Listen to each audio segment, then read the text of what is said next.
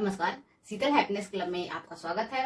और आज हम एक वृंदावन की बुक है द मैजिक, उसको आधार बना के हमने इस पे चर्चा किया है, जिसमें इस बुक के पहले अध्याय में ही लेखिका ने बताया है कि हम बच्चे के समान अगर कल्पनाशील हो जाएं तो हमारी लाइफ में आज भी मैजिक, जो बचपन में हमें लगता था कि हर चीज मैजिक हो रहा है तो अब मैजिक क्यों नहीं हो रहा है, तो उसके बारे में लेखिका ने बात किया है।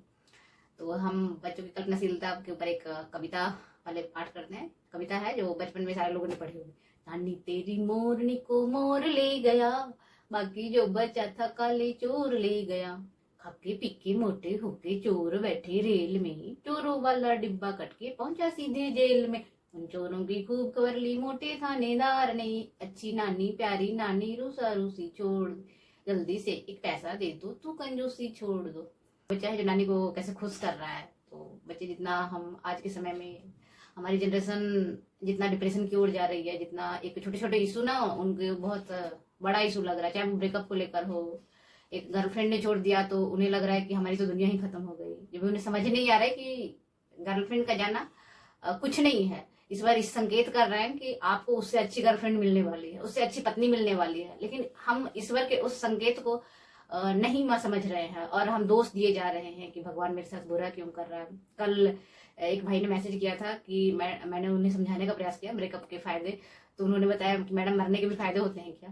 तो मेरी उनसे बात नहीं हुई, उन्होंने इतना ही बताया। तो बात होगी तो मैं उन्हें शायद ज्यादा समझा पाऊँ कि मरने के भी फायदे होते हैं, कि आत्मा है जहाँ शरीर लेके पैदा होगा और नई जगह पे पैदा होगा। तो आज हम बच्चों की कल्पनाशीलता पे ही सारा बात करेंगे, जिसमें जो बुक है वृंदावन की बुक है द मैजिक, उसमें लेखिका ने दिखाया कि बच्चे जितना कल्पनाशील होते थे, जैसे वो छोटी छोटी चीजों में, हर चीज में उनको लगता था कि ये तो बहुत जादू है। घास पे ओस को देखकर, तितलियों को देखकर जितना बच्चे खुश होते हैं, आज भी बच्चे जितना खुश होते हैं, हम क्यों नहीं खुश हो पाते? क्योंकि हमने अपने अंदर के बचपना को खत्म कर दिया है। हमें जरूरत है इन सारी जो भी प्रॉब्लम से आज की यूथ पीढ़ी जिस प्रॉब्लम को झेल रही है, उसका एक ही सॉल्यूशन है कि हम बच्चों के समान कल्पनाशील बने। और लेखिका ने उसके भी उपाय बताए हैं।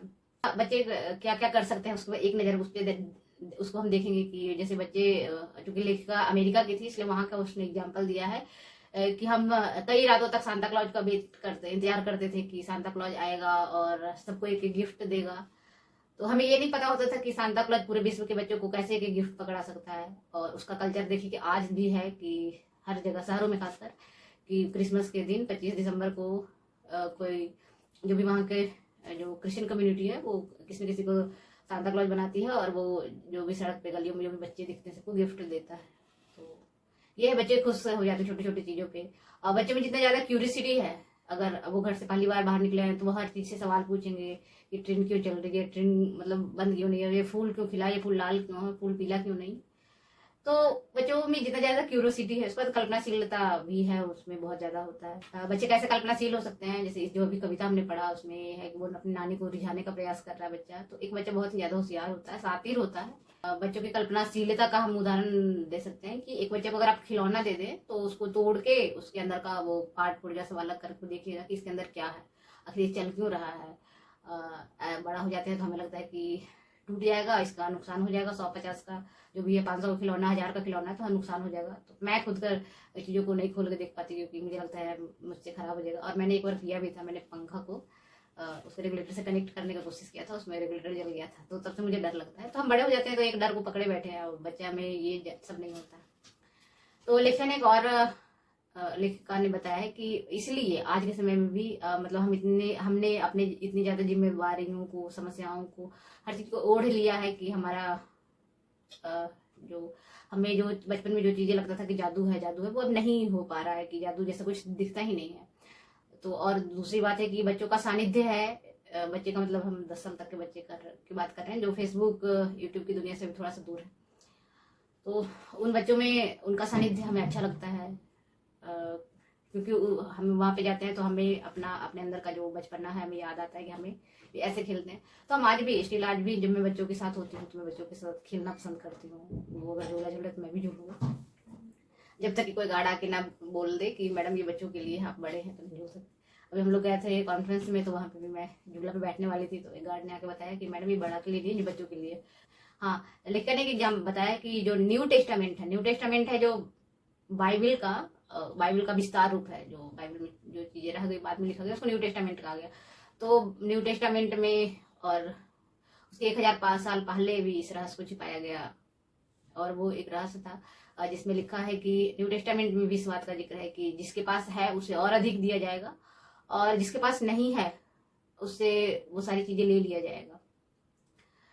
तो अगर हम इसको इस लाइन को केवल देखें, तो पहली नजर में देखें, तो इसका ये मतलब है कि अमीर को और अमीर किया जाएगा और गरीब को और भी गरीब कर दिया जाएगा।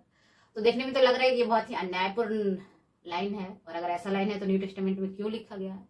लेकिन इसको अगर डिकोड करें तो इसमें एक चीज छिपा हुआ है कि जो कृतज्ञ होगा, ये कृतज्ञ की बात की गई है कि अगर आप कृतज्ञ हैं तो आपके पास जो जितना है उससे बहुत ज्यादा आपको हो जाएगा, चाहे धन संपत्ति हो, चाहे पैसा, प्यार, जो भी चीजें आपके लाइफ में आपको चाहिए, वो जितना आपके पास, आप जितना ज्यादा कृतज्ञ होंगे, उसको अंग्रेजी में कहते हैं ग्रेटिट्यूड, जितना ज्यादा आप ग्रेटिट्यूड वाले फीलिंग में आएंगे, आप उतना ही ज्यादा हर चीज आपके पास आएगी।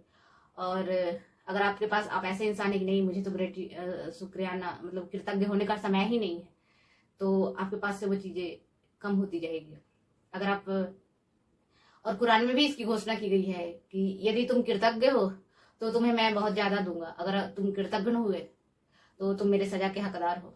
तो सारे धर्म ग्रंथों में कृतज्ञ कम को अंग्रेजी में ग्रेटिट्यूड कहते हैं, और उसको हिंदी में शुक्रिया भी कह सकते हैं। जैसे कोई कुछ हेल्प कर दे तो थैंक यू बोलते हैं ना, तो यही हो गया कृतज्ञ। तो वो थैंक यू हर चीज को बोलना है। खाने को जब मॉर्निंग उठ रहे हैं तो क्योंकि हम उठ रहे हैं, जीवित हैं, स्वस्थ हैं, हम उसके लिए भी थैंक यू बोलेंगे। खुद को, किसी और को थोड़ी बोलना, खुद को बोलना। क्योंकि कई लोग रात में सोए और सुबह उठे नहीं, तो इसलिए खुद को बोलना थैंक यू, क्योंकि हम स्वस्थ हैं।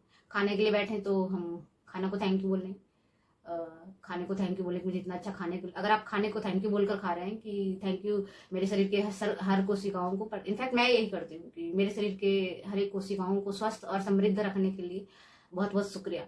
जब हम इस भाव से उस भोजन को ग्रहण करेंगे तो समझिए कि उसका फायदा कितना गुना बढ़ जाएगा। और ये सब पे बहुत ज्यादा प्रयोग हो चुका है कि एक जो हर चीज पे हमारे भाव का फर्क, जो हम सोचते हैं, जो थॉट उसको देते हैं, उससे उसका फर्क पड़ता है। कि चावल पे लोगों ने प्रयोग करके देखा, हम बाद में सबकी चर्चा करेंगे, कि चावल पे प्रयोग करके देखा कि एक चावल ऐसे, मतलब पका हुआ चावल ऐसे ही रख दिया एक कंटेनर में, एक को डेली उसको घिरना वाला चीज बोला जाता था और एक को प्यार वाला, तो प्यार वाला सही था और वो जो घिरना वाला था वो सड़ गया था। तो इसलिए कहा जाता है हर चीज के प्रति थैंकफुल होइए। आपके पास गाड़ी है, आपके पास घर है, आपके पास फैमिली स्वस्थ है, आपके पास जो भी चीज है और जो चीज आपको चाहिए उसके लिए भी एडवांस में थैंकफुल होना है। जैसे मेरे चैनल को ग्रो करवाना है तो मैं सब्सक्राइबर देख के ये नहीं सोचती कि यार मेरे सब्सक्राइबर नहीं बढ़ रहे, वो बढ़ जाएंगे, एक टाइम लगेगा।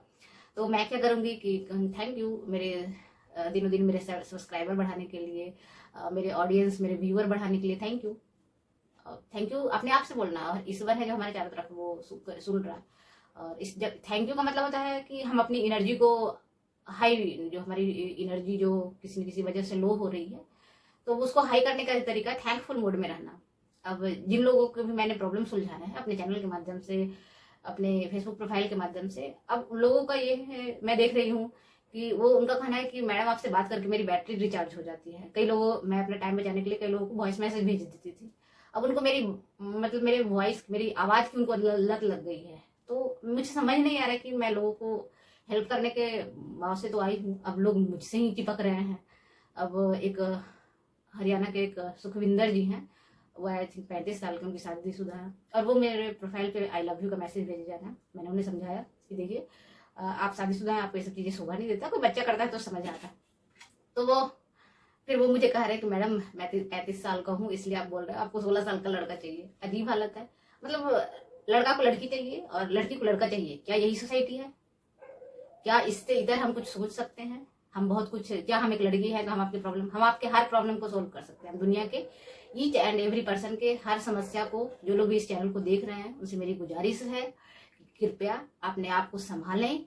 आपने जिस बॉडी को पहना हुआ है, आप एक्चुअली आत्मा है और आपने इस शरीर को पहना हुआ है। अगर ये शरीर एक देह दूसरे देह के पीछे ही जिंदगी भर भागता रहेगा, शादीशुदा है जो भी, आज तो मैंने एक शादीशुदा, बिहार के एक शादीशुदा लोग मैंने ब्लॉक किया था, क्योंकि मैं उन्हें बोल रही थी कि जानू, डार्लिंग इस तरह के शब्दों का प्रयोग ना करें, क्योंकि आप शादीशुदा हो। तो आज आई थिंक तीसरा दिन हो गया था, तब मैंने उन्हें ब्लॉक कर दिया, क्योंकि चीजें समझाने से आपको समझ ही नहीं आ रही है, आपको लग रहा है हम जो सोचते हैं वही है।